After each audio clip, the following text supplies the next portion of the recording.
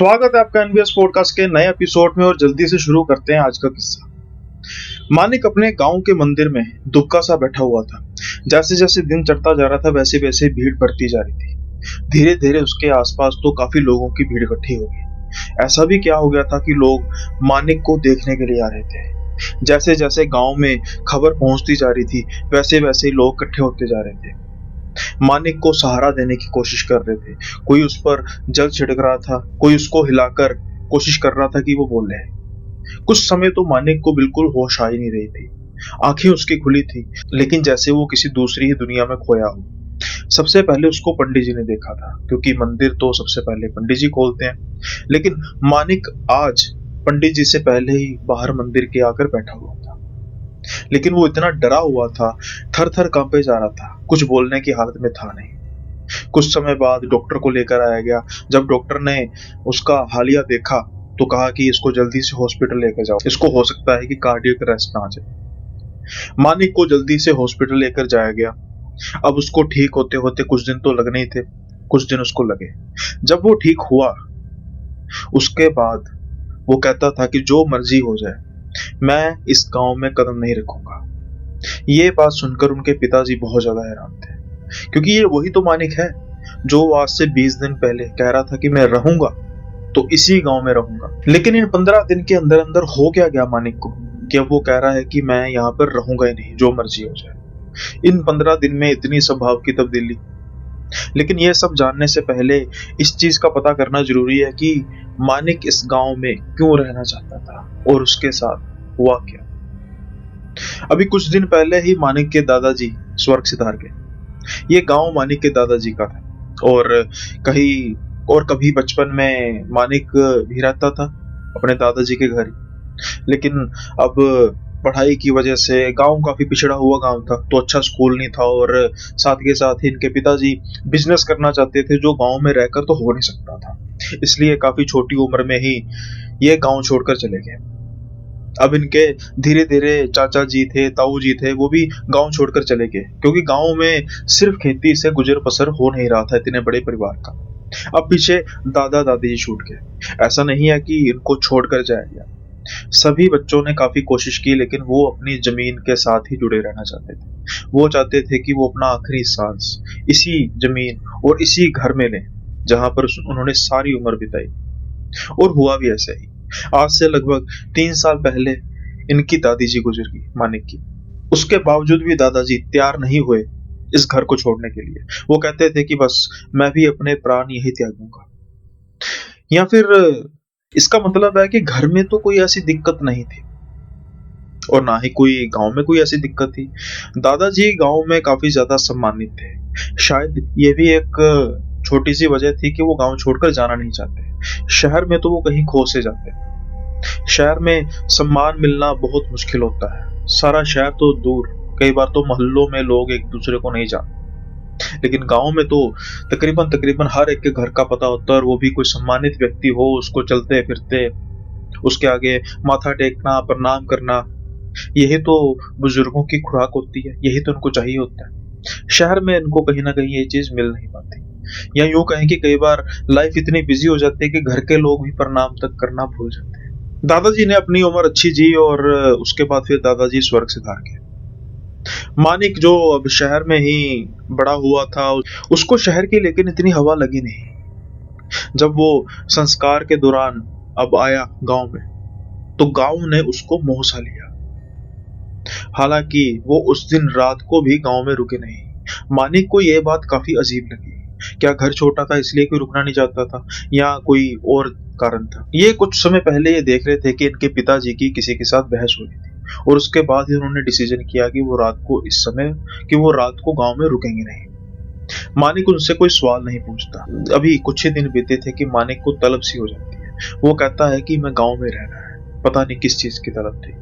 वो गांव में ही रहना चाहता था। गांव की हंसी वादियां, जो दूर से पहाड़ नजर आते थे, वो काफी आनंदित कर रहे थे मानिक को। मानिक जो कि जिसका काम सारा ऑनलाइन है, जो फ्रीलांसर है, अब गांव में नेटवर्क अच्छा आ रहा था तो उसको किसी भी तरीके की काम करने की दिक्कत तो थी नहीं कि शहर में रहकर ही काम करना था। अब मानिक कहता है कि मैं कुछ समय गांव में रहना चाहता हूँ। मैं चाहता हूँ कि मैं अपने दादाजी के घर में रहूँ, लेकिन उनके पिताजी मानने को तैयार नहीं थे। वो कहते थे कि बस तुझे मैंने अकेले नहीं रहने देना। लेकिन फिर भी मानिक जिद करके, या यूं कहें कि लड़के, इस घर में आ जाता है। अब जब मानिक अपने घर में आता है तो आसपास लोग काफी खुश होते हैं कि हमने तो सोचा था कि बस ये अब घर खंडर ही बन जाएगा, इसमें कौन रहेगा। लेकिन देखो ना, विशंबर दास का पोता आ गया रहने के लिए। मानिक भी काफी खुश था। मानिक भी वो चीज साफ तौर पर महसूस कर रहा था कि जो सम्मान मेरे दादाजी को मिलता था, कहीं ना कहीं वही सम्मान मुझे भी मिल रहा है। वो तो फूले नहीं समा रहा था। लेकिन जैसे जैसे शाम होती जा रही थी, गांव के एक दो बुजुर्ग लोग जो उसके साथ उसके घर में बैठे थे, वो कहते हैं कि हाँ बेटा, एक बात का ध्यान रखना। तो मानिक कहता है, हाँ जी बोलिए बाबूजी। वो कहता है कि जो मर्जी हो जाए, कि रात को 10 बजे के बाद आपने दरवाजा नहीं खोलना। चाहे दरवाजे के खटखटाने की जितनी मर्जी आवाज आए, आपने वो दरवाजा नहीं खोलना, और बाहर तो बिल्कुल नहीं जाना। मानिक को ये बात काफी अजीब लगती है और वो कहता है कि कोई ये लूटपाट का चक्कर है क्या। तो वो बुजुर्ग इंसान कहते हैं कि चलो, तुम्हारे शहर वालों के लिए तुम यही समझ लो कि ऐसा ही कुछ होगा। तो मानिक कहता है कि बाबूजी, शहर वाला तो मैं अब हुआ हूँ, मेरा जन्म तो इसी गांव में हुआ, इसी गांव का हूँ, आप खुल के बात कीजिए ना, क्या बात है। तो फिर बाबूजी कहते हैं कि देखो भाई, बात ऐसी है कि यहाँ पर ना कोई आत्मा है, कोई प्रेत आत्मा है। पिछले कुछ महीनों से वो रात को दरवाजा खटखटाती है। एक दो लोगों ने दरवाजा खोला, लेकिन उनकी हालत जो उसके बाद हुई, उसके बाद ही हमें पता लगा कि कोई प्रेत आत्मा है। क्योंकि जब वो दरवाजा खोलते हैं तो कुछ ऐसे आकृति नजर आती है जिसको इंसानी तो कहा नहीं जा सकता। अजीब से तरीके के उसके बाल होते हैं और उसकी तो आंखें जैसे नोच खाने को। अब ये तो बात हुई उन लोगों की जो दरवाजा खोलते हैं, लेकिन गाहे बगाहे अगर कोई रात के समय में लेट आता, उन्होंने महसूस किया कि उनके पीछे परछाई आती है। कईयों पर तो हमला हुआ है बड़े बड़े नाखूनों से। ये सुनने के बाद मानिक थोड़ा सा हंसने लगता है और कहता है कि बाबूजी क्या बातें कर रहे हो। बाबूजी कहते हैं कि मैंने कहा था ना तुम नहीं मानोगे, इसलिए तो कहा है कि फिर भी ध्यान रखना, हम मतलब तुम्हारी जिम्मेदारी हम पर है। लेकिन मानिक ये बात मानने के लिए तैयार नहीं था और वो कहता है कि मुझे ये बात पे विश्वास नहीं आ रहा। मतलब मैं भूतों प्रेतों की बातों पर विश्वास आता है, लेकिन पक्का ये कोई ना कोई गैंग है जो लोगों को डराता है और यहाँ पर कोई इलीगल काम करता है। कोई आपने आसपास देखा, कोई पेड़ वगैरह तो नहीं कट रहे। तो वो बाबूजी कहता है कि कुछ ऐसा नहीं रहा, हमने भी काफी हद तक इसको इन्वेस्टिगेट किया, सब कुछ किया, लेकिन हमें कुछ ऐसा मिला नहीं। मानिक को ये बात कहकर वो चले जाते हैं और मानिक समहाउ इसको हल्का फुल्का सीरियसली लेता है। अब मानिक का जो जो रिहाइश मानिक ने बनाई थी वो फर्स्ट फ्लोर पे बनाई थी। जो ग्राउंड फ्लोर था उसमें इतना बड़ा कमरा नहीं था कि जिसमें मानिक के इक्विपमेंट आ सके और वो उसके बेड वगैरह, डबल बेड वगैरह जो भी सब कुछ आ सके। रात के 10:30 होते हैं, मानिक अपने लैपटॉप पर काम कर रहा होता है और अचानक से उसको दरवाजे के खटखटाने की आवाज आती है, और वो भी हल्की फुल्की नहीं, जैसे कोई काफी तेज से दरवाजा खटखटा रहा है। मानिक को लगता है कि शायद कोई गांव वाला ना हो, तो वो जल्दी से भागा भागा नीचे जाता है और जैसे ही कुंडी को हाथ लगाता है, उसको एकदम उसके दिमाग में बात आती है कि बाबूजी ने कुछ कहा था, कहीं ये वही चीज तो नहीं। उसको इस चीज का इतना नहीं था कि कोई भूत प्रेत होगा, उसको ये था कि कहीं ये कोई चोर लुटेरे तो नहीं, और उनको पता लग गया कि भाई घर में अकेला, अरे 2 लाख की तो मेरी मैकबुक ही है, नाना करते भी 4-5 लाख रुपए का सामान है, कहीं लूट ना लेके जाए। वो आवाज देता है कि कौन है, लेकिन कोई भी आवाज आती नहीं। मानिक दरवाजा नहीं खोलता और वो ऊपर चले जाता है। उसको पता लग चुका था कि हाँ, कोई ना कोई चीज तो है, लेकिन उसको यही था कि कोई चोर लुटेरे होंगे। अब 15 मिनट बाद फिर से वही आवाज आती है। इस बार मानिक अपना दिमाग लगाता और वो बालकोनी की तरफ भागता है। बालकोनी की तरफ भाग के वो दरवाजे की तरफ देखता और कोई था नहीं। वो इधर उधर देखता है अपना सर हिला के कि इतनी जल्दी इतनी तेज तो कोई भाग ही नहीं सकता। फिर ये कौन है? क्या जो बाबूजी बात कह रहे थे वो सच है? उस गली में अजीब से तरीके का सन्नाटा, अजीब से तरीके की दहशत थी, जैसे मानो कि कर्फ्यू ही लगा हो। ना ही कोई इंसान बल्कि कोई जानवर तक भी वहां पर नजर नहीं आ रहा था। अब तो मानिक को भी थोड़ा सा डर लगने लग पड़ा था। लेकिन वो फिर भी अपने आप को संभालता है और इस चीज को इग्नोर करने की कोशिश करता है कि भाई अब कोई दरवाजा खटकेगा तो मैं ध्यान ही नहीं दूंगा। अब इसके साथ कम से कम 2 रात यही होता है। मानिक किसी गांव वालों से बात करता नहीं, लेकिन उनको गांव वालों का जो बिहेवियर है कुछ अजीब लगता है। अब कहीं ना कहीं मानिक के मन में ये बात आ चुकी थी कि कहीं ये घर को हड़पने का तरीका तो नहीं, कहीं ये सब मिले हुए तो नहीं है, ऐसा तो नहीं कहीं ये सब मिलकर इन्होंने कोई प्लान बनाया है कि इसको इस घर से भगाएंगे। क्योंकि घर काफी बड़ा था, घर का जो आंगन था वो घर शुरू में वैसे वो कमरे वगैरह शुरू होते थे, लेकिन उसके पीछे बहुत बड़ा आंगन था घर का, काफी जमीन थी और इसके अलावा सिंचाई की जमीन भी काफी थी। अब वो बेसिकली तो दादाजी के जाने के बाद अनाथ हो चुकी थी, लेकिन मानिक उसके पिता ने उस जमीन का कुछ ना कुछ तो करना ही था। क्या कहीं ये हमें डराने का प्लान तो नहीं कि हम औने पौने दामों में जमीन को बेचकर घर को बेचकर यहाँ से चलते बने। जो डर मानिक को पिछले 2 दिन से लग रहा था, अब वो डर ये बात अपने मन में लाकर वो बिल्कुल खत्म हो चुका था। अब उसका पर्सपेक्टिव चेंज हो चुका था। अब उसके दिमाग में एक बात चल रही थी कि ये कोई मेरे साथ शैतानी कर रहा है। वो सोचता है कि मैं अपने पिता से बात करूं, फिर उसको याद आता है कि उनके साथ तो मेरी लड़ाई हुई है। अगर मैं कोई बात करूंगा तो वो कहेंगे कि जल्दी से वापस आ जा, मैंने तो तुझे कहा था, तू आया तो फिर भी भाग आया। अब मानिक इंतजार कर रहा था रात का, कि जैसे भी रात आए तो जो दरवाजा खटखटाएगा मैं तो उसको झट से पकड़ लूंगा। रात होती है वही 10 साढ़े 10 के आसपास का टाइम। दरवाजा खटखटाने की आवाज आती है। मानिक झट से बालकोनी की तरफ जाता और देखता है कोई है नहीं। मानिक को फिर से ये बात काफी अजीब लगती है, लेकिन वो सोचता है कि कोई शातिर है, कोई बात नहीं, अब तो मैं पकड़ लूंगा। वो नीचे जाता है, दरवाजा खटखटाने की आवाज आती है। वो कुंडी पर हाथ लगाता है और फिर से आवाज बंद हो जाती है।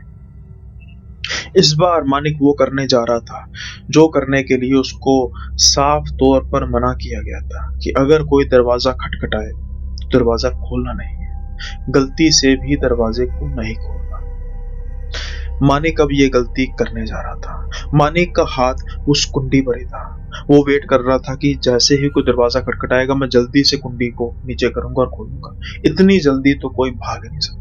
जैसे ही दरवाजा फिर से खटखटाने की आवाज आती है तो मानिक जल्दी से कुंडी को नीचे करके अब दरवाजा खोलता, लेकिन वो क्या देखता है कि कोई आसपास तो है ही नहीं। ऐसा कैसे हो सकता है? मानिक जल्दी से घर के बाहर जाता है, इधर उधर देखता है, दाएं देखता है, बाएं देखता है, लेकिन वहां पर ना कोई बंदा ना बंदे की जात, यहाँ तक कि कोई जानवर नहीं।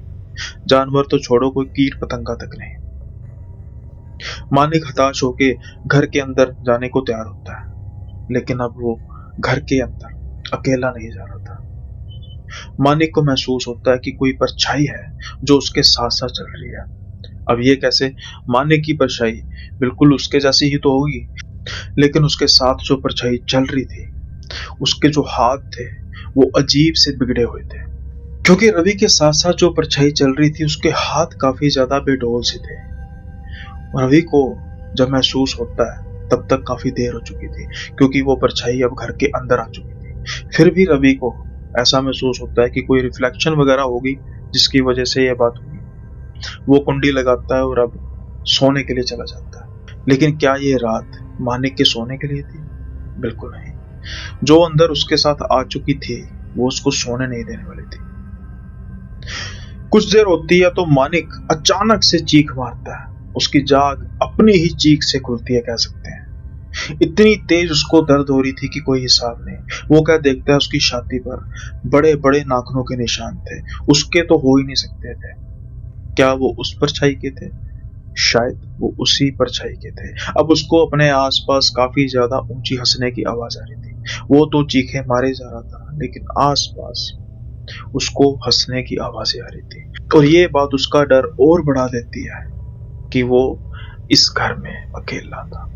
इतने बड़े घर में वो अकेला था। मैं चीखे मार रहा हूं तो फिर हंस कौन रहा है, और वो भी कोई औरत? ये सोच के तो मानक की हालत पतली हो जाती है। देखते ही देखते उसके घर में जैसे भूचाल सा आ जाता है। उसके आसपास जो दीवार पर टंगी हुई फोटोज थी, रसोई में पड़ा हुआ सामान था, गिरना शुरू हो जाता है। मानिक को ये समझ लग चुकी थी कि वो कोई बहुत ही बुरी बला अपने साथ ले आया और उसको गांव वालों की बात मान लेनी चाहिए थी। वो जल्दी से उठता है, सीढ़ियों से नीचे उतरता है और घर से बाहर निकलता है। उसको लग रहा था कि घर के बाहर वो सेफ होगा, क्योंकि वो किसी न किसी को तो बुलाएगा और कोई उसकी मदद के लिए आएगा। लेकिन बाबूजी ने क्या कहा था कि रात के 10 बजे के बाद ना कोई बाहर निकलता है और जितना मर्जी कोई दरवाजा पीटे, जितना मर्जी कोई दरवाजा खटखटाए, कोई नहीं खोलता। मानिक शायद ये बात भूल चुका था। अब वो दरवाजा खटखटाए जा रहा था। जैसे जैसे वो आगे बढ़ता जा रहा था, घर ब घर वो आगे बढ़ता जा रहा था, वो हंसी की आवाज उसके साथ साथ चलती जा रही थी। कोई भी दरवाजा नहीं खोल रहा था। मानिक को जो शक था कि कहीं ये मुझे भगाने पर तो नहीं आए, वो शक तो कहीं दूर रह चुका था, वही घर में रह चुका था। अब मानिक पागलों की जैसे गलियों में भटक रहा था, लेकिन कोई भी दरवाजा नहीं खोल रहा था। सीने पर जो नाखूनों के निशान थे, उसके बाद उससे तो उसकी जान निकले जा रही थी, खून बहे जा रहा था, लेकिन कोई भी उसकी मदद के लिए आगे नहीं आ रहा था। भटकता भटकता वो जाने लग पड़ता है उस छोटी सी पहाड़ की तरफ। क्या वो परछाई यही चाहती थी कि वो एकांत में जाए और एकांत में जाकर उसका शिकार किया जाए? जैसे जैसे वो आगे बढ़ता जा रहा था, उसके हंसने की आवाजें और आती जा रही थी। लेकिन ये समा हो चुका था 12 साढ़े 12 का। जैसे ही वो उस पहाड़ी के ऊंचाई की तरफ जाता है, उसे एक घर दिखाई देता है जो काफी खंडरनुमा था।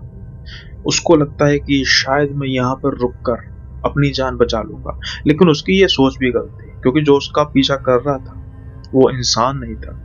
इंसान के साथ लुका छुपी खेली जा सकती है, लेकिन क्या शैतान, क्या प्रेत आत्मा के साथ ऐसा किया जा सकता? नहीं। जैसे जैसे वो उस घर के कमरों के अंदर जाता जा रहा था, उसका खौफ तो बढ़ता ही जा रहा था, लेकिन वैसे ही वो वहशत बढ़ती जा रही थी। कुछ समय के लिए वो बैठता है एक कोने में। वो महसूस करता है कि अब कोई ऐसी परछाई मेरे आसपास तो नहीं है कि जो मुझे नुकसान पहुंचा सके। वो वेट कर रहा था, इंतजार कर रहा था सुबह होने का, कि अगर सुबह हो जाए तो शायद मैं बच जाऊं। वहां पर उसको बैठे बैठे तकरीबन 2-3 घंटे हो चुके थे, लेकिन अब उसकी हिम्मत जवाब देती जा रही थी। उसका कारण ये था कि जो खून था वो लगातार बह जा रहा था, खून रुक नहीं रहा था, और काहे बगाहे थोड़ी देर के बाद ही उसको आवाजें आनी शुरू हो जाती थी। क्या वो परछाई उसके साथ खेल रही थी? क्या उस परछाई को ये लग रहा था कि मेरा शिकार तो मेरे पास है ही है, मैं जब मर्जी इसका शिकार करूंगी, या फिर सिर्फ वो उसको डराना चाहती थी? ये तो वो प्रेत आत्मा ही जाने। लेकिन जैसे जैसे 3 से 4, 4 से 4:15 हो रहे थे, वो परछाई की हंसी कम होती जा रही थी। अब अचानक से एक बात सूझती है मानिक को। वो पूरा जोर लगा के भागता है। वो भागता है दोबारा से गांव की ओर। वो पीछे मुड़ के नहीं देखता। उसको ऐसे लगता है कोई उसके साथ भाग रहा है, उसको रोकने की कोशिश कर रहा है, लेकिन अब वो पूरा जोर लगा के मंदिर की तरफ जाता है और मंदिर की चौखट पे जाके गिर जाता है। जैसे ही वो मंदिर की चौखट तक पहुंचता है, अब उसके आसपास बिल्कुल सब कुछ शांत था। कोई भी आवाज नहीं आ रही थी। दर्द उसको बहुत हो रहा था। वो धीरे धीरे मंदिर की तरफ जाता। अब मंदिर का मेन जो गेट था वो तो बंद था, लेकिन शायद मंदिर के परिसर में जाने की वजह से ही वो परछाई उसका पीछा नहीं कर पाई। वो वहीं का वहीं रुक गई जहां से मंदिर का परिसर शुरू हुआ। अब बस इंतजार था किसी के आने का, क्योंकि ना ही मानिक में चिल्लाने की हिम्मत थी, और अगर वो चिल्लाता भी तो फिर भी कोई आता नहीं। कुछ समय बाद जब पंडित जी आते हैं तो वो जब उसकी दशा देखते हैं, धीरे धीरे जो भक्त आने शुरू होते हैं, श्रद्धालु आने शुरू होते हैं, और देखते ही देखते जमावड़ा लग जाता है। उसको हॉस्पिटल लेके जाया जाता है, और उसके बाद फिर जो कहानी थी वो मैं पहले ही बता चुका हूँ। ये दिन गया, उसके बाद कभी भी मानिक ने इस गांव में कदम नहीं रखा। जो भी जमीन थी, जो भी घर था, उसको बेच दिया गया, लेकिन आज भी ये गुत्थी है, ये गुत्थी सुलझी नहीं कि वो परछाई क्या थी। आज सुनने में आता मानिक के बकौल मानिक के रात को वो दरवाजा खटखटाने की जो वारदातें हैं वो खत्म हो चुकी हैं। कई लोग रात के समय में भी गांव में आते जाते हैं। क्या वो कुछ परछाई थी? क्या वो कोई ऊपरी हवा थी जो कुछ समय के लिए उस गांव में बसेरा कर चुकी थी? क्योंकि उसके बाद जब ये हादसा हुआ तो उसके बाद फिर गांव में काफी हवन वगैरह कराए गए। हर एक अलग अलग धर्म के लोगों को बुलाकर जो जो उनसे बन पाया वो किया गया, और धीरे धीरे जब ये सब कुछ हो गया, नॉर्मलाइज हो गया। अब ये वारदात होने के बाद उन्होंने कभी सुना नहीं कि कोई दरवाजा खटखटाया, कोई दरवाजा खटखटाया गया 10 बजे के बाद। हाँ, एक बात है कि मानिक शहर में रह रहे हैं, 10 बजे के बाद अगर कोई डोरबेल होती है या नॉक होता है तो वो उतना ही डर जाते हैं आज भी जितना वो तब डरे थे। और वो जो निशान है वो थोड़े से हल्के तो पड़ गए हैं, लेकिन आज इतने सालों बाद भी है। आई होप ये किस्सा आपको पसंद आया होगा, और लाइक कीजिए, अगर अच्छा लगा तो सब्सक्राइब कीजिए चैनल को। और बढ़ते हैं हम अब अगले किस्से की ओर। अब दादाजी से बात छिड़ी है तो एक दो थीम है, इसको आज सोच लेते हैं दादाजी स्पेसिफिक थीम ही कर लेते हैं, क्योंकि जो अगला किस्सा है वो भी दादाजी का है, और ये बड़ा ही एक अजीब सा किस्सा है भाई। उसका कारण ये है कि छलावा, जैसे मैंने मेरे पिछले वीडियोस में भी आपने देखा कि छलावा मौत नहीं करता, छलावा मारता नहीं है, छलावा मौत का कारण बनता है। और वारिस के दादाजी के साथ भी शायद ये हो जाता, लेकिन वो बचे कैसे और उनके साथ हुआ क्या, ये भी अपने आप में एक बड़ा ही अजीब सा किस्सा। वारिस के दादाजी, ये वारिस बताते हैं, अब तो उनके दादाजी नहीं रहे, लेकिन वारिस के दादाजी के जो किस्सा है ये तकरीबन 1942-43 के आसपास का किस्सा है। वारिस के दादाजी पहलवानी करते थे, और पहलवानी के साथ साथ वो ज्ञानी जी भी थे, दोनों ही काम साथ में। तो ये बड़ी एक सौभाग्य है कि देखो, शारीरिक भी पूरा फिट और धार्मिक तौर पर भी पूरे अच्छे। अब क्या होता था कि वो गाँव में रहते थे, और गाहे बगाहे वो कई बार शहर जाते थे, कुछ गुरुद्वारे का काम होता था, कई बार कुछ और भी काम होते थे, कुछ लेना हो तो उनको रात को कई बार देरी हो जाती थी। आमतौर पर वो साइकिल से आते जाते थे, तो कुछ ऐसा होता नहीं था कि कोई उनको चलने के दौरान कोई दिक्कत आए, कोई वैसे भी उनकी जो फिजिक थी काफी अच्छी थी, तो गाहे बगाहे उनसे कोई पंगा लेता नहीं था। लेकिन अब ये तो बात होती है सिर्फ इंसानों की, लेकिन जब कुछ छलावी की नजर में आ जाए तब। अब ऐसे ही ये कहते हैं कि ये इन्होंने कुछ धार्मिक किताबें लेनी थी, आमतौर पे ना जो हमारे सिखों के जो होते हैं ना, छोटी, जैसे हमारे हनुमान चालीसा होता है छोटी किताब, या फिर सुंदरकांड का पाठ हो गया, या फिर कोई अलग अलग चालीसा हो गया ना, ऐसे ही जो सिखों के अंदर होते हैं ना, जैसे जो श्री गुरु ग्रंथ साहिब जी की बानी है उसको छोटे छोटे स्वरूपों में बदला जाता है, उसको गुटका साहिब कहते हैं। तो वो कुछ उन्होंने लेने थे, और इसके अलावा और भी कोई सामान इन्होंने लेना था, और ये शहर गए थे। अब आज इनका जब साइकिल था वो खराब था, तो ये फिर पैदल ही चल देते हैं। आते आते फिर देर हो जाती है, क्योंकि इनका जो थोड़ा सा कैलकुलेशन थी उसमें मिस्टेक हो गई। भाई साइकिल पर तो मैं जल्दी पहुंच जाऊंगा, तो आ भी जल्दी जाऊंगा, लेकिन वो जो टाइम है उसका थोड़ा सा उसका मिस कैलकुलेशन होगी, और ये जब वापिस आ रहे थे तो काफी रात हो चुकी थी। अब वापिस आ रहे थे तो ये एक तकरीबन होशियारपुर का एक गांव है, उन्होंने गांव का नाम भी लिया है, और उस गांव के ना आसपास थोड़ा सा जंगलात का एरिया, तो ये उस इलाके से गुजर रहे थे। हालांकि मेन रोड भी जाता है, लेकिन पता नहीं क्यों मेन रोड की तरफ से क्यों नहीं गए। हो सकता है कि दिमाग में हो कि चोर लुटेरे जो होते हैं वो ऐसे रास्तों पर इंतजार करते हैं, जंगल के रास्ते कौन आएगा रात के समय। अब जंगल के रास्ते रात के समय चोर लुटेरे नहीं होंगे, ये सोच तो उनकी ठीक थी, लेकिन जैसा कि मैंने कहा है कि कोई और भी तो हो सकता है। अब ये चलते जा रहे थे, कुछ समय बाद इनको ऐसा लगा कि कोई और भी आवाज आ रही है चलने की, किसी की, कि जैसे जैसे वो चल रहे हैं पत्तों की आवाज आ रही है, लेकिन और भी कोई चल रहा है। वो रुकते, फिर आवाज रुक जाती, चलते, फिर आवाज चल जाती। ऐसा 3-4 बार हुआ, लेकिन उसके बाद जब इन्होंने पीछे मुड़ के देखा तो एक इनको बड़ा ही दुबला पतला इंसान नजर आया। वो कहता, और पहलवान जी कित्थों आए हो? पंजाबी में उसने कहा कि पहलवान जी कहां से आए हो? इनको बड़ी हैरानी होती है, इन्होंने वो शख्स को आज तक नहीं देखा था, लेकिन वो कैसे जानता था कि ये पहलवान है? तो ये कहते हैं कि तू कैसे जानता है कि मैं पहलवान हूँ? तो वो कहता है कि पहलवान जी कभी आपने अपना शरीर नहीं देखा? अरे अगर आप नहीं भी है ना तो सभी आपको पहलवान ही कहेंगे। ये सुन के इनके दादाजी की मुझे छोटी सी ऊपर हो जाती है कि हाँ भाई ये तो बात ठीक है। तो कहते हैं हाँ भी बता तू कहाँ जा रहा है। तो कहता है भी पहलवान जी आप अपने साथ ही ले चलो। तो इनको ये काफी अजीब बात लगती है। वो कहता है भी बात ऐसी है, तू हमारे गांव का तो लग नहीं रहा, तो किस तरफ जा रहा बता, जहां तक मैं तेरे साथ चलूंगा देखूंगा कोई चोर लुटेरा रहेगा देख लेंगे। वो हंसने लगता है। वो कहता हमने कुछ नहीं करना पहलवान जी, हमने आपके साथ करनी है कुश्ती। जब ये बात सुनते हैं तो ये काफी ऊंची ऊंची हंसने लग पड़ते हैं वारिस के दादाजी। वो कहते हैं तू अपनी शक्ल देखी है, वो एक कांगड़ी जैसे तू हैगा है, तू मेरे ना लड़ेगा। मतलब कि हिंदी में कहते हैं कि तू मतलब एक मरा सा तो तू है, कंकाल सा तो तू बना है, देखने में लग रहा तू मेरे साथ लड़ेगा। तो वो कहता है कि आजमा के देख लो पहलवान जी। अब थोड़ा सा इनके डोले फड़फड़ाते हैं कि ठीक है यार पहले तेरे साथ ही उलझ लेता हूँ। लेकिन इनके हाथ में क्या था, धार्मिक किताबें। ये आसपास देखते हैं, जगह को साफ करते हैं, अपना रुमाला जो है उसको बिछाते हैं अच्छी तरीके से, बिल्कुल थोड़ी सी ऊपर ईंटें वगैरह रख के उस पर रख के उसको अपने गुटका साहिब को बड़े आदर पूर्वक सम्मान और आदर सम्मान से वो रखते हैं। तो कहते हैं कि आजा। पहली बार में वो उसको चित कर देते हैं। अब पहलवान जी हंसने लग पड़ते हैं दादाजी इनके। वो कहते हैं बस आ गया नजारा, जो स्वाद लेना ही ले लिया, हुन जान दे मैनू, जे नाल चलना ते गल कर, घरे आना तो रोटी राटी खवा दांगे, घर आना तो अजे रोटी वगैरह खिला देंगे। लेकिन वो बड़े आराम से उठता है। वो कहता है कि बस आपको लगता है कि दांव में गिर जाऊंगा, आ जाओ फिर। अब एक रस्सा कशी शुरू हो जाती है। वो गिरता, पहले ही बार में वो गिर जाता, वो फिर उठ जाता।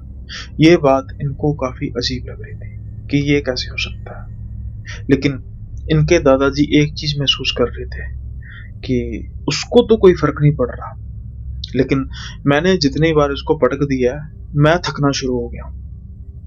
और जैसे जैसे मैं थक रहा हूं वैसे वैसे ही उसको उठाकर पटकने की मेरी ताकत वो कम होती जा रही है। लेकिन एक ही पल में क्या होता है कि जब वो उनको पटक के फेंकते हैं तो वो गलती से उस तरफ जाके गिरने, वो उस तरफ जाके उछल जाता है जहां पर गुटका साहिब रखे हुए थे। लेकिन ये क्या महसूस करते हैं कि जैसे ही वो हवा में आता है तो बिल्कुल साइड पर होके गिरता है।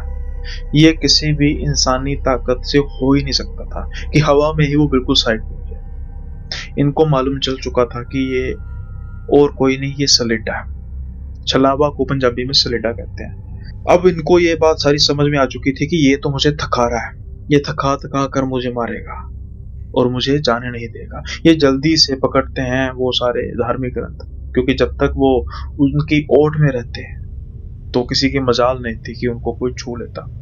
जैसे ही वो उसको पकड़ते हैं तो वो तिलमिलाने लग पड़ता है। ये जल्दी से चलना शुरू कर देते हैं, फिर धीरे धीरे भागना शुरू कर देते हैं। उसकी आवाजें भी साथ के साथ आ रही थी, लेकिन कुछ ही समय बाद वो गायब हो गई। जब तक इनका घर नहीं आता तब तक ये रुकते नहीं, और जब ये वापिस आते हैं इनके शरीर का बुरा हाल हुआ था। जहां जहां से उसका टच लगा था, जैसे उसको पकड़ा यहां से लगा टच, वहां वहां उनके शरीर पर अजीब से तरीके के निशान बने हुए थे। अगर आज गुटका साहिब ना होता, धार्मिक ग्रंथ ना होते, तो इनका क्या हाल होता, ये तो सिर्फ सोचा ही जा सकता है। ऐसी वारदातें काफी सुनने को मिलती हैं ऐसे क्षेत्रों में जहां पर जंगलात ज्यादा होता है। यानी कि जंगलात आमतौर पे जंगलों की जो फसलें कहा जाता है, जो फसलों के तौर पर पेड़ों को उगाते हैं और काफी सालों बाद उसको काट देते हैं लकड़ी के लिए। तो इस तरीके के जो वारदात है वो हुई।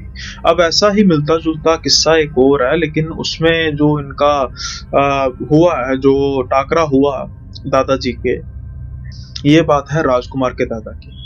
और ये भी किसी काम से शहर गए थे, और जब शहर से वापस आए तो इनको आते आते देर हो गई। ये भी पैदल ही आ रहे थे। हालांकि वो रास्ता जो था वो जंगल का रास्ता नहीं था, वो नॉर्मल एक सड़क थी, और ये कोई बहुत ज्यादा देर की बात नहीं है। कुछ मतलब इनके मुताबिक, जैसे ये तो 1940s की मैंने बात की थी ना, तो ये 1970s के आसपास की बात है।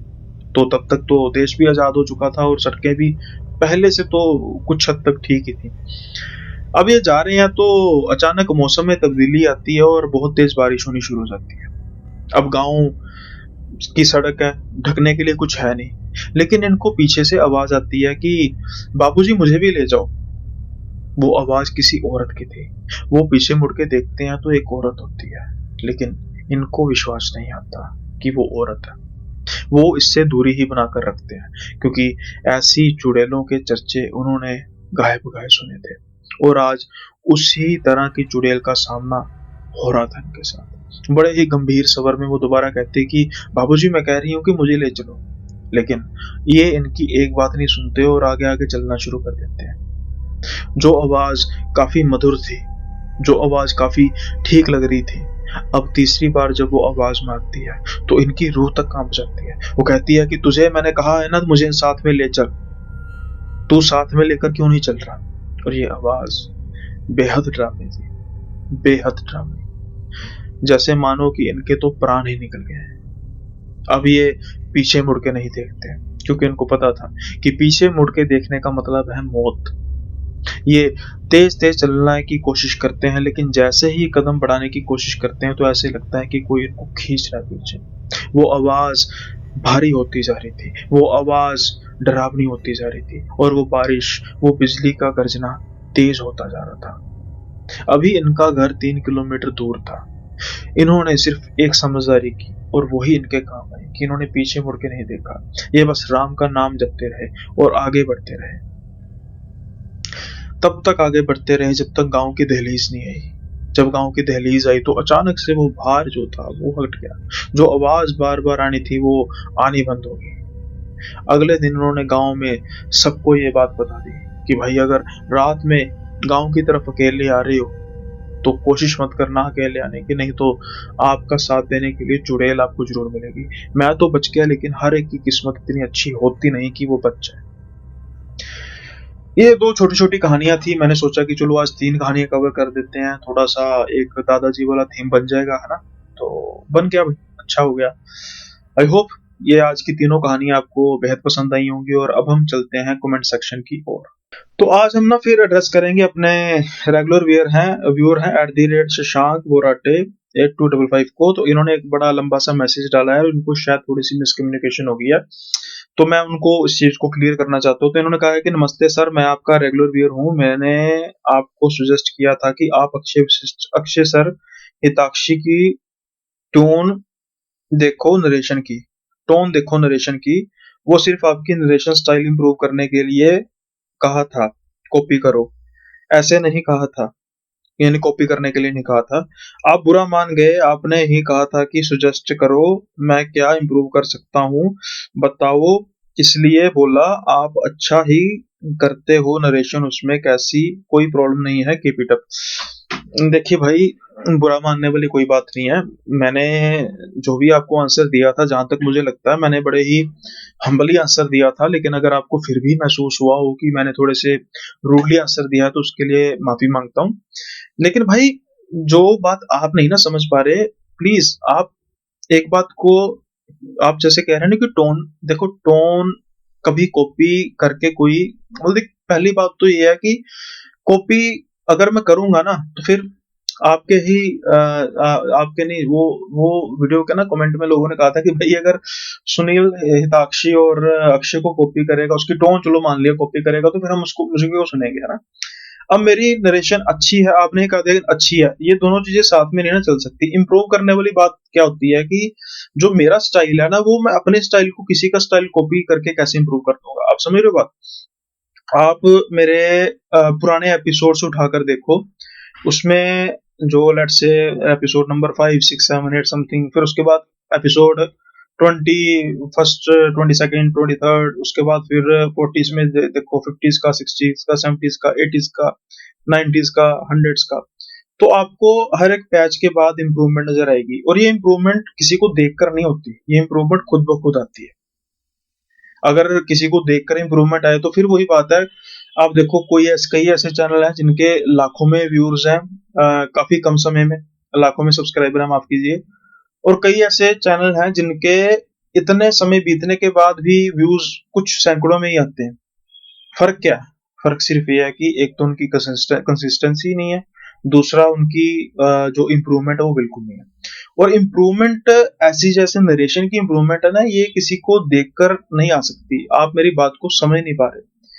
मेरे काफी व्यूअर्स ने मेरी बात को समझ लिया, लेकिन प्लीज आपसे रिक्वेस्ट है कि आप इसको समझने की कोशिश करो। आप कहना चाह रहे हो कि आप औरों की तरफ देखकर इंप्रूव करो। मैं कहना चाह रहा हूँ कि ये इंप्रूवमेंट नहीं होती, ये कॉपिंग होती है। मैं किसी की टोन कॉपी करूँ, लेट्स से चलो मैं अक्षय की टोन कॉपी कर रहा हूँ, मैंने तो सुना ही नहीं है फ्रैंकली स्पीकिंग। मैंने उनका बस पॉडकास्ट जो अटेंड किया है, उसके अलावा कोई एज ए गेस्ट किसी पॉडकास्ट में जाते हैं वो सुना है। उनकी मैंने जो इंडिविजुअल स्टोरी है वो मैंने एक भी नहीं सुनी। सेम विद हिताक्षी, उसका भी मैंने एक दो पॉडकास्ट ही सुना, जो उसके भाई अपने अमन ओजला के साथ ही आते हैं ना। तो बात ऐसी, अब मैंने बिना उसको देखा नहीं है किसी को, मैं स्टोरीज में बहुत कम यार, मैंने फ्रैंकली स्पीकिंग शुरू में चाचा के फैक्ट्स की कहानियां कुछ सुनी थी, लेकिन उनमें ना वो काफी ज्यादा वो करते हैं इफेक्ट्स वगैरह ना, तो जब इंसान थोड़ा सा कोई काम कर रहा हो ना तो डिस्ट्रैक्ट हो जाता है, तो फिर मैंने उनको कम ही सुना, तो मैंने फिर छोड़ दिया। उसके बाद इंडिविजुअल स्टोरीज का तो मैंने चैनल कोई, मुझे याद नहीं आ रहा यार कि मैं किसी की इंडिविजुअल स्टोरी को सुनता हूँ। पॉडकास्ट तो मैं काफी सुनता हूँ, है ना, पॉडकास्ट तो मैं काफी सुनता हूँ। अब थोड़ा सा नहीं, कम ही खत्म ही हो गया, क्योंकि अब टाइम ही नहीं लगता। जब टाइम था तब सुने, और उसकी वजह से तो ये शुरू हुआ सब कुछ, है ना। तो ये ना मेरे अपने भाई, आपका नाम क्या है, सॉरी एक बार मैं देख लेता हूँ। शशांक जी, है ना, शशांक जी। ये एक बुरा मानने वाली बात नहीं है, और मैंने माना भी नहीं है, पता नहीं आपको क्यों लगा।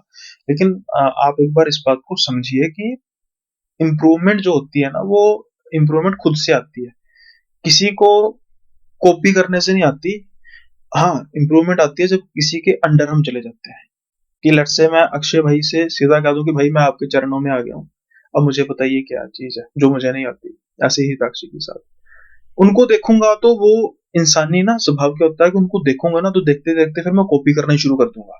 ये आप महसूस करना, कभी भी आप किसी चीज को मतलब देखोगे ना, तो उसको सबकॉन्शियस माइंड में धीरे धीरे उस चीज को, उसका स्टाइल कॉपी करना शुरू कर दोगे। तो फिर मैं देखूंगा तो फिर मैं कॉपी करूंगा, फिर मुझ में फर्क क्या रह जाएगा, डिफरेंट जो मैं कर रहा हूँ, चाहे मैं बुरा कर रहा हूँ। फॉर एग्जाम्पल मैं बहुत बुरा कर रहा हूँ, बेहद मैं खराब कर रहा हूँ, लेकिन मेरा ओरिजिनल है, लोगों को पसंद आएगा तो वो सहारेंगे, नहीं आएगा तो नकार देंगे। लेकिन अभी आप कह रहे हो कि आपका नरेशन में कोई प्रॉब्लम नहीं, फिर इसमें क्या देखूं मैं? अगर मेरी नरेशन में कोई प्रॉब्लम नहीं है तो फिर मैं क्या देखूं? और जहां तक रही एक चीज और चीज है कि आप टोन वगैरह की बात कर रहे हो, तो वो देखिए भाई, उनके पास प्रॉपर एडिटर्स है, जो हल्की फुल्की कमी पेशी होती है ना, एडिटर्स निकाल देते हैं। मेरे पास नहीं है, मैं वन मैन आर्मी हूँ भाई। जब मैंने वीडियो रिकॉर्ड करनी होती है तो सारी लाइटिंग से लेकर कैमरा फ्रेम, देखा क्या टेढ़ा मेढ़ा कैमरा फ्रेम है, बना कोई कैमरे फ्रेम का तुक है, ये तो आपका प्यार ही है जो आप मेरे चैनल को बढ़ाए जा रहे हो। लेकिन अगर हम क्वालिटी वाइज बात करें, अभी वो क्वालिटी है नहीं। अब उनकी क्वालिटी है, they are gifted with some resources somehow. अभी मेरे पास वो नहीं है, आ जाएंगे, सब कुछ आ जाएंगे, है ना। अभी समय लगेगा, लेकिन सब कुछ आ जाएगा। और हाँ, अगर आप जो व्यूअर्स मेरे हैं, तो आप चाहें तो मुझे सपोर्ट कर सकते हैं मेंबरशिप के द्वारा, जो सिर्फ 29 रुपए से स्टार्ट होती है। तो आप जो जो लिंक है डिस्क्रिप्शन में, वहां पर जाकर वो मेंबरशिप ले सकते हैं। और 29 रुपए मेरे हिसाब से आपके लिए कुछ नहीं है, लेकिन वो मेरे लिए बहुत कुछ हो सकता है, क्योंकि जैसे कहते हैं ना कि कतरे कतरे से समुंदर बनता है। तो आपके 29 रुपए आपको तो कुछ नहीं कहेंगे, लेकिन मुझे वो काफी ज्यादा बेनिफिट दे देंगे। और हो सकता है भाई मैं एडिटर ही रख लूं और आपको ये कमी पेशी ना मिले, है ना। लेकिन मैं इसको ऐसे नहीं परस्यू कर रहा कि आप जरूर कीजिए, अगर आपको लगता है। उसका बेनिफिट ये होगा कि उसमें आपको एक वीडियो वगैरह जो है थोड़ी सी मैं मेंबर ओनली कर दूंगा, क्योंकि जो 89 रुपीज वाला है उसमें लाइव सेशन का मैंने सोचा है कि एक पर्सनल लाइव सेशन होगा। लेकिन 29 रुपए में हम जो वीडियोस वगैरह के बारे में सोच रहे हैं कि वीडियोस का स्पेशल एपिसोड वगैरह रिलीज किया करेंगे, तो उसमें आपको फायदा भी होगा, और बैचेस वगैरह भी मिलेंगे, जो ये होते हैं स्पेशल, जो हमारे व्यूअर्स होते हैं ना। तो आई होप शशांक भाई, आपको मेरी बात अब समझ लग गई होगी, और भाई बुरा मानने वाली बात नहीं है। जिसका मैंने बुरा मानना होता है उसको मैं रिस्पॉन्स ही नहीं करता, सीधी सी बात है।